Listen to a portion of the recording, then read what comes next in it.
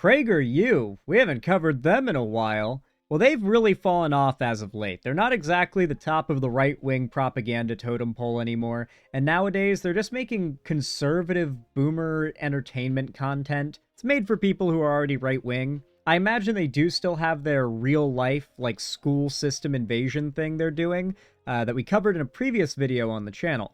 However, we're not talking about that today. We're talking about their cringe current state of their YouTube content.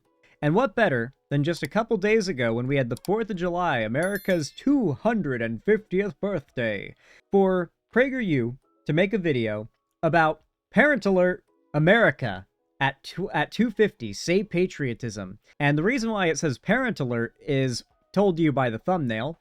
Kids, American kids, Gen Z, has the lowest rate of measurable patriotism of any generation so far.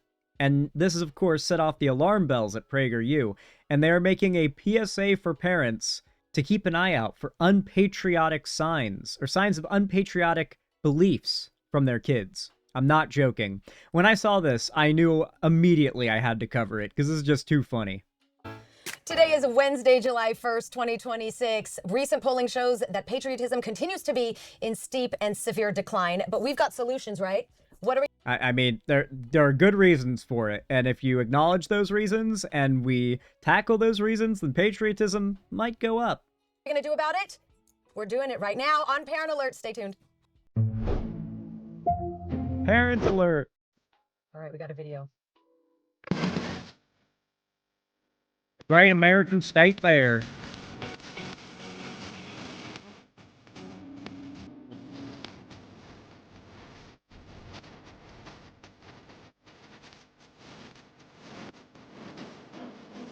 Dude, the way this event flopped is so crazy to me, man. Like, it really goes to show how bad the economy is right now that even a lot of Trump's own supporters couldn't afford to go to this event. Also, I don't care about these clips because I don't want to get DMCA'd for stupid-ass country music. We'll be there Friday, actually. I hope they still have the rodeo. Cool. They better have the rodeo. Listen, if you're under a rock, that, of course, was Freedom 250's Great American Fair happening right now on the National Mall. They've got a Ferris wheel there for the first time ever, I think, in the history. As ads on YouTube. Yeah, for those who don't remember, PragerU really got aggressive with their ad spending. The way I found out about PragerU, there's a system where you can pay YouTube to run your own videos as ads across YouTube on other content. It's a way that you can, you know, and like if people click the ad, it just takes them directly to your YouTube channel. Like anybody can do this. Most don't do it because it's considered really hacky and cringe for YouTubers to do this to boost their own content, just pay their way into mass advertising on YouTube. But that's what PragerU has done for a long time, or at least they used to back in the day. And the way I discovered PragerU was I was maybe 15 or 16 years old. I was very impressionable at the time and not very politically aware. And I was a little bit right-leaning because I was falling down the chud alt-right rabbit hole. And a video came up, or an ad came up before a video I was watching, and it was specifically PragerU's video on the war on boys, where they had that TERF lady, Abigail Schreier, talking about how boys are under attack in the school system, boys are undervalued and put down, and yada yada. It was basically just a big old, like, pity party for young men to feel bad about themselves and feel like they're under attack and they're victims. All the while, the person pushing this narrative is, like, this really professional-looking, like, she's in a suit, like, middle-aged woman, you know? Like, you're used to hearing guys talk about these, you know, complaints that young men have, but to see a grown, professional-looking woman talk about it from a position of seeming authority as an educational figure, because it's Prager University, dude, I was like, whoa, are they finally acknowledging what we're going through? That was, like, the reaction I had at 16, and I subscribed to PragerU that day. Later on, I would realize what their deal was as I fell out of the right, and I would unsubscribe from them, but yeah, that was how I found out who they were, was their mass advertisement campaigns. Of our nation. Every state and territory has a booth, a little mini pavilion where you can go and learn more about what happens in that state. There's a rodeo, there's livestock, there's stage events and performances, a place for Americans to gather this 4th of July, this semi-quintet, I bet you know how to say it. How can you say it? Oh God, don't put Semi I just say quintennial. 250 years. That's what I say. But listen, Shabbos is a smart dude, so I thought, hey, he's gonna know how to say. I didn't mean to put you on the spot, Betty. I did find out though that we have officially 6 Sentiquintennial. territories because it's 56 booths, 50 states, 6 territories coming together. As you were just saying, it's not political, it's not partisan, it's just uniquely American. American, absolutely. And with that, welcome to Parent Alert, everybody. I'm Jill Simonian from PragerU Kids. As you can see, we are doing a very different, which I'm so excited about, episode. We are here, Parent Alert, every single Wednesday at 10:30 a.m. Pacific time on PragerU's Facebook, YouTube, Instagram, and X. And of course, later this episode is going to be on our website, PragerU.com. And this particular episode is special. You are going to want to come back to this episode later and share it with your family and kids if you haven't already pulled your family and kids into this episode already, because Shabbos is here, Selena is here. Shabbos, of course, is host of Theological and The Brief. Oh yeah. These are smart intellectual shows that I continue to learn very much from. No pressure. I paid her to say that, but it happens to be true. It's 2 very good shows. Really good shows. And Selena here is, of course, host of our PragerU Kids Citizenship 101. Yes. You are just a bubbly personality who... Yeah, for those that don't know, PragerU Kids is literally where, like, that's the PragerU politically grooming kids division, where it's all about, like, propagandizing to children, like getting conservative parents, like, instead of Coco Melon, put your kids in front of this, and they start teaching, like, right-wing values from a young age. Oh God, Zan, it's the fucking we have Passover Seder at home. What? I don't know what the fuck that means, DJ Reaper Skier, but I love you, buddy. I've been so excited to know for the past, 5+ years. Oh my goodness. Yes. And you're also, I want to get this right, outreach, give me your title again. Education Outreach Specialist. So. Yes. So if you go to any of these educational conferences, events around the country, actually, you might see Selena there. Yes, you might see me say hi, and Jill too, as well. Sometimes. Jill's with us, and she's on the banners. We don't care. I'm on the banners. She is the face of our kids, so we are always together. Yes, one way or another. One way or the other. Okay, so listen, anyone who's tuning in, first of all, drop a comment. Tell me where you're watching from right now. Tell me how you're going to be spending Independence Day this weekend if you have plans. We have a little display here, which might be very confusing for some of you, but it's going to make sense in a moment because... Not really. I mean, we got red, we got white, and we got blue, but I don't know what the pretzels are supposed to be. I think those just go well with their drinks. We're doing something extraordinary today involving blueberries, whipped cream, iced tea, strawberries, pretzels, American coins, and a bell, and a little thing called the Declaration of Independence over there. So stay tuned. You're not going to want to miss it. We have a real-time Independence Day ceremony. We need to troll their live streams? No, we don't do that kind of stuff. That just feels cringe. Like any kind of, like, brigading of other communities. I won't allow that in my community. It just feels dirty. You know what I mean? Yeah, it's just not the kind of place I want my community to be. You know what I mean? Ceremony that is unique to PragerU, that Dennis Prager himself and Marissa Strike created more than 10 years ago now, that is so meaningful. We're going to show you in real time how it's done so you can do it with your family this July 4th weekend. But first, we have a hot topic headline that I cannot not discuss. There are a lot of critics about this great American fair, right? We saw the video. Here it is. Patriotism in dangerous decline. Oh no, guys. Oh no. I'm excited to check out the fair. There's a lot of critics about the fair. Shabbos, previously, you were mentioning, several states didn't show up to their pavilions. This is all over the news. There's a lot of different theories and a lot of different discussion as to why this is happening, but I have my own personal theory. I think people are lacking patriotism, flat out. And I think that there used to be... No, people are broke and couldn't afford to go to the Trump event if they wanted to. That's why it was a flop. Not because patriotism is dying. I mean, I'm sure patriotism is not exactly healthy at the moment, considering how ridiculous and pathetic America's policy has been lately. But, like, I don't even think it's that. I feel like among the Trumpers, they absolutely would have attended that event if they could have afforded to. Be a time in this country when even if you had a differing perspective from your neighbor, from a friend, from a... Hey, it's the document they like to ignore. True! No, they want to destroy it, not ignore it. Just, small correction, Vault Hunter. They don't ignore it. They want to destroy it. Thanks for the $2, though. Colleague from anything. There used to be a time where we could all say, you know what? I don't agree with you. You don't agree with me. But guess what? We're all Americans. And that, to me, is patriotism. What the true meaning of patriotism is. But I am afraid that patriotism, according to recent polls, has been in steep decline. And every year, Gallup polls people to see how patriotic they feel. This is something that Gallup does every year. They did it last year. The numbers have been in steady decline. And this year, apparently, buckle up. That's right. People don't like Donald Trump. We're at a 25-year record low. Wow. I mean, if we had a sound effect there, I think that's the place to drop the dun dun dun. The mic, dun dun dun. This poll from news.gallup.com from June 29th, 2026, that I'm going to share with you in a moment. It said only 33% of U.S. adults say that they are extremely proud to be an American. And this is the lowest reading in Gallup's trend dating back to 2001. And back in 2001, for reference, about 55% of U.S. adults said that they were extremely proud to be an American. Granted, that was right after 9/11. So I'm going to share a few things, you two, and I want your reactions. Pull up the graphic. There we go. Okay, so let's take a look. And if you're watching, you can check out, kind of the details.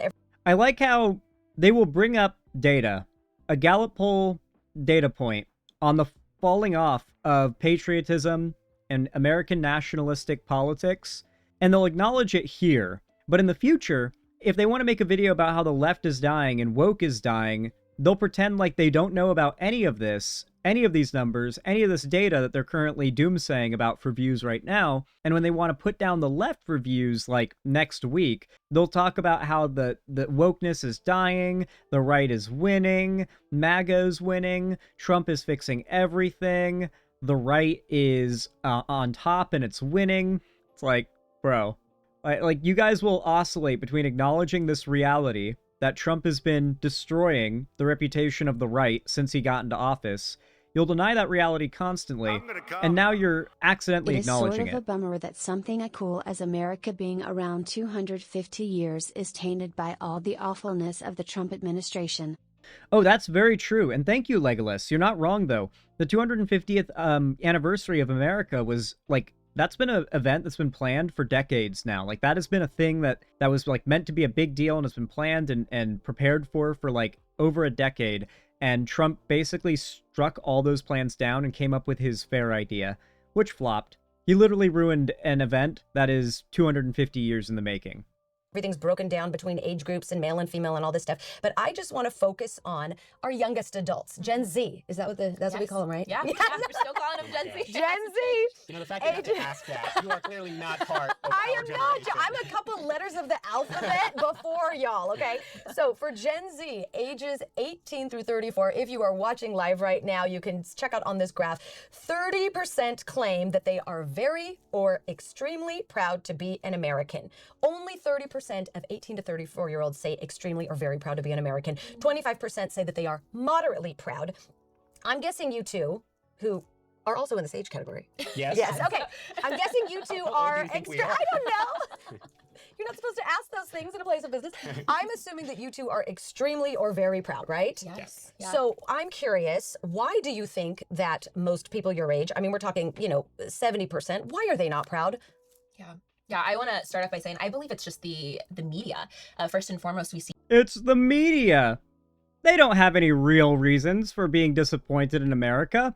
It's that darn media propaganda. how infiltrated they have been in saying all these terrible things about America, the past, the 400 years of slavery. Like, we're seeing a lot of these things get regurgitated over and over again. And a lot of Gen Zers are getting their media, their news from TikTok, from reels, from recreations. And a lot of it is very inaccurate. No one's picking up a book and reading anymore. No one's actually like following. Read our PragerU pamphlet. No one's picking up a PragerU pamphlet and reading it anymore. Thank God. And listening to their teachers in the history class. Like, we're not teaching anything anymore. And I feel like a lot of people are just reciting things that they're seeing. I mean, I grew up in public education and I saw just the flaws in it. And I realized after graduating school that I'm like, I like how she says none of these kids are listening to their history teachers. And then she hedges with brings it back around to, oh, but also I was in the public education system and I know it's, they teach a very flawed history. So, because of course, if you actually do listen to your history teacher, chances are you're going to learn a lot of things that these people don't want you learning. Wow, I have so much patriotism, but it wasn't shown in the school districts. And so I believe it's once you start living real life, you start understanding taxes, you understanding things. The people that fought for this country, you really start appreciating those a lot more. But I do believe it's just the way that. Is understanding taxes when you're opposed to them because you don't understand how taxes benefit you? especially if you're a conservative who lives in the South or any rural area, which is a massive tax money sinkhole. They take so much more federal funds than they give in the form of taxes. Like, is that like, and those people are the ones who are super anti-taxes? Like, is that what understanding taxes is? Teens, Gen Zers are receiving their information, and it's just oversaturated with wrong type of wokeism that's in there too. I don't know if there's Wokeism. Yes. Yeah, as the two token Gen Zers in this office, I couldn't agree with you more. I think there are two ways of looking at it. One is, in fact, the educational. We're seeing that there's a diet of political indoctrination that is being fed to young people. And of course, after October 7th, so much of the media landscape focused on higher education and college campuses, and it's certainly true. But when we talk about college campuses, or the Ivy League in particular, we're talking quantitatively about a very, very small number of people. But quantitatively, far more people, tens of millions of Americans, are going to the K-12 system. And when you are having kids in Sioux Falls, Iowa, for example, reading I is for Intifada, that should really concern all Americans. God, like, they have these examples of books that are apparently being, like, given to kids for reading in schools that are, like, leftist woke books. Like, I is for Intifada. Are we not sure that, like, people didn't just put these books in the library of these schools? Were they ever even in the library of these schools? Because it really, like, I always hear these right-wing culture war examples, and then they always end up being lies when I look into them. Like, they can't even find real examples of something crazy that's institutional they can complain about. Like, they make up everything. Like the transgender comic books with USAID, or like the fucking litter boxes in bathrooms in schools where the furry students are using the bathroom in them. Like, these are always completely manufactured and made up. And by the time the facts come out, no one cares anymore, and they've moved on to the new lie. Irrespective of their age. So number one is that diet of political indoctrination. We know that there's a reason why the CCP, the Chinese Communist Party, refused to allow ByteDance, a subsidiary of TikTok, to divest from TikTok. I mean, the Chinese Communist Party does not allow Chinese students to use TikTok, but they love the fact that American students are using TikTok. So that's number one, is educational. I think we're also seeing something that kind of reminds me of happiness. So philosophically, happiness does not mean everything is perfect. Happiness means you're able to see beyond the imperfections. You know that there's going to be a better day. You have a sense of optimism. And I think our generation have genuine... I'm gonna come. I hate this idea that learning about a nation's past is national hate. Every nation has a dark past. But there's still patriotic Germans, for example. Dude, they really love to push this idea that any acknowledgement of your country's more negative parts of their history is self-hate. Like, you'll hear it a lot, is this narrative that Germans are self-hating, or that Germany's, like, super self-hating or flagellating or whatever. They're really not. They really just, they don't pretend that didn't happen less than 100 years ago, within living people's lifetimes, that Germany didn't do the Holocaust. They don't pretend that didn't fucking happen. They don't, like, try to pretend it was super long ago in its ancient history. They have a very healthy, realistic, national acknowledgement of something that happened not that long ago. Like, long enough ago that most Germans were not alive when it happened, but there are still people all around the planet that were alive when that shit went down. And there's a reverence for it. But conservatives, and even a lot of people around the world, talk about Germany's treatment of Holocaust history as if it's like a humiliation ritual. A self-imposed humiliation ritual is what you'll hear it called. Worries and angst, whether it's about the economy or affordability, whether it's their place in this country. I think those are real concerns. The problem is they don't have political antidotes. They don't feel that there are solutions to those problems. So whether it's policymakers, whether it's people in the media, we are not doing a good enough job telling people that, yes, things may be different. Oh, geez. I still love my country despite its dark past. No country is perfect, but together we can make a better history for our future kids can learn. Yeah, exactly. Exactly. Like, I'm patriotic, don't get me wrong, but they're trying to cope about the reason for it by claiming it's the media.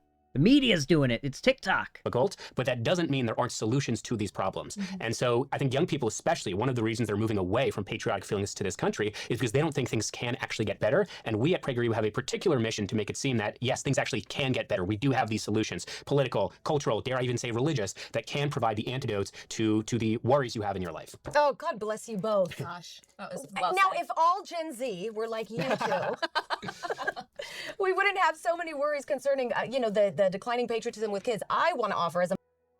It's so cringe. Like, imagine having so such an inability to acknowledge the real problems that Americans are facing today that you have to make up issues like this and pretend they're a serious problem, like the lack of the dangerous drop in patriotism among Gen Z. Ooh.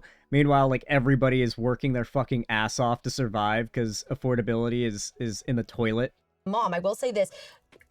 Meanwhile, these people literally will look you dead in the eye and claim that affordability is a Democrat hoax. I'm not making that up. Trump said that. Trump said, I kid you not, word for word, verbatim, affordability is a Democrat hoax.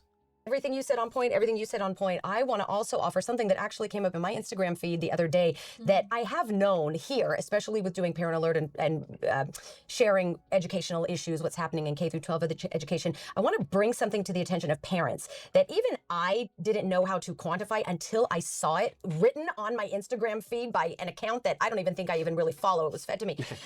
Prior to 1950, and again, we all know this, but it's helpful to bring it to the front of our brains. Prior to 1950, history classes for elementary school, junior high, and high school used to focus on teaching the Declaration of Independence, the Constitution. There were units on civics, how our system of government works, the voting methods, everything about civics was included in the educational standards for elementary through high school. After 1960, the educational model shifted away from teaching foundational documents in history towards this new trendy thing, which is still around today, quite frankly, I think poisoning, called social studies, which include... Okay, social studies and civics are different classes in modern schools. I don't think does she not know that, or is she lying about it? Because I had both classes. Social studies was, like social movements, history, civil rights movement, that kind of stuff. While civics was learning about the entire history of America's founding documents, the legal precedents that were established, the background behind the justification for the Revolutionary War and the announcing of the independence of the colonies, all of the paperwork and all of the declarations that came with that, the writing up of our Bills of Rights and everything. What rights were debated and which ones made it through. Like we learned all of this in civics class in middle school. I think I had social studies in 6th grade was like the history class. Or no, in 6th grade, I think it was geography. And then in 7th grade, it was social studies. And then in 8th grade, it was civics. I think that's correct. Or maybe even civics and social studies were in the same grade and were just different periods. Little foggy on it. Education, I use so many air quotes here, it gets really irritating, but it included education, advocating, protests, activism. I mean, these are the types of things that... Advocating? No, it was actually very objective. Honestly, in my case, because I was in Florida, the education I got in social studies was obnoxiously centrist and fence-sittery. You could tell that there were rules against any claiming that one side or another in any social movement was correct in the textbook. They didn't even really refer to those who enforced the Jim Crow laws as racist in those textbooks. At no point were those who pushed the Jim Crow laws called racist. I don't even think those that were fighting for slavery when we talked about the Civil War were called racist in our schooling. That was not a thing that was accused of. It was all very neutral language. Everything was talked about very matter-of-factly. If you came to the conclusion that we have a racist history in this country, it's because you learned the facts and came to that conclusion on your own. That social studies teaches, and I would challenge any parent and teacher here to take a look at your child's elementary, middle school, high school, social studies textbook learning materials, and really... Yeah, don't tell them about the civics textbook. They might find out you're full of shit. Analyze how much of it is teaching our Declaration, our Constitution, the battles of the Revolutionary War. How much of it is actually teaching civics, and how much of it is teaching this diversification and globalization and inclusion and activism and protesting and change among climate. I mean, that's what... I like how we go from, dude, do you not realize the irony? That, does she not realize the irony in how she's saying it's evil to teach children, it's a good thing to protest, and it's you're LARPing the super patriotic America's birthday thing. Are we gonna pretend like America wasn't founded on violent protest and violent insurrection, really. Like, it was a rebellion against the British Empire. Like, God, I don't even want to get stun locked on this, but hey, you know what? Just for the sake, because, you know, just to be a little bit patriotic, you know, we just had the 250th birthday of America. The buildup to the colonies going to outright rebellion against the British was very gradual, and for a minute there, it was like scary, you know? Because before there was an organized, even somewhat organized continental army, people were rising up. They were revolting. The British were arresting people for organizing revolts.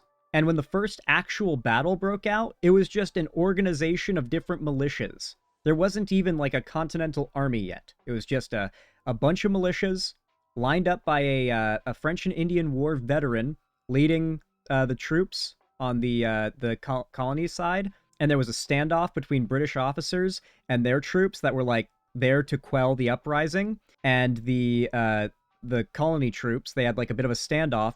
No one knows who fired off the first shot, but there was a shot fired. Everything went to shit. The colonists had to like push back, or they had to fall back. I think to Lexington, if I remember right. And that's where like the first battle of the Revolutionary War was fought. But like this was the equivalent of if like the cops showed up and you and like a few thousand buddies are holed up on the other side of a river, and you just have a shootout with the police while declaring your independence from the Union, right? Like that was the equivalent of what was going on there. Everything about America's founding, when you contextualize it in the times, you don't look at it as like these past events, like this is how America was founded. You look at it as this is how the end of British control of the colonies happened. It is so much more clear how the buildup was just blatant insurrection. It was a rebellion. It was illegal activity constantly. Every one of our founding, like not everyone, but most of our founding figures, our famous founding figures were arrested constantly, regularly were arrested by the British. So yeah, they were in and out of jail all the time. Like to demonize this idea of protesting and civil unrest, like it's ridiculous when you consider it's what America was founded on. We got to play Assassin's Creed 3. Funnily enough, like Assassin's Creed 3 is really good, but you get way more appreciation for all this, or for the game, when you know way more of America's like history and stuff. Like there's just so many little references that don't even get a second of attention. Like they don't really make a big deal about it, but if you know a lot of details and background and history, you can appreciate it. Anyway, though, it's crazy to me how conservatives in one breath can talk about how amazing America is for its revolutionary birth and origin while demonizing protest. It was me. I shot the first shot, guys. Oh shit. It was you, Vault Hunter? You were there? At the first battle of the Revolutionary War? You were there? Oh my gosh, man. What was that, like 252 years ago? 251 years ago? Anyway, if you enjoyed this segment, if you found it entertaining, educational, or enjoyable in any way, then please consider leaving a like and a comment down below. It really helps a lot, and I appreciate it immensely. It's also totally free. And be sure to subscribe and ring the bell icon to turn on all notifications so that YouTube actually tells you when I go live or upload new videos in the future. But as always, thank you for watching, and I hope to see you in the next one.